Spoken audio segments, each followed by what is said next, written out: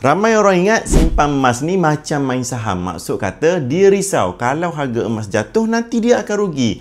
Tuan-puan, kena ingat macam ni. Apabila kita sudah menjadi penyimpan emas, kita bukanlah seorang lagi pemain saham. Sebab apa? Kalau saham, harga saham jatuh, kita akan rugi.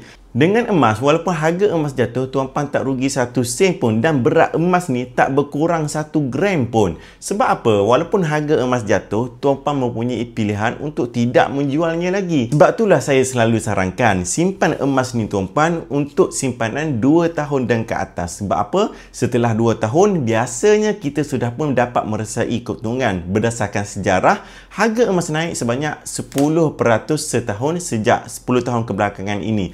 Tahun lepas saja emas naik lebih 20% tuan-puan.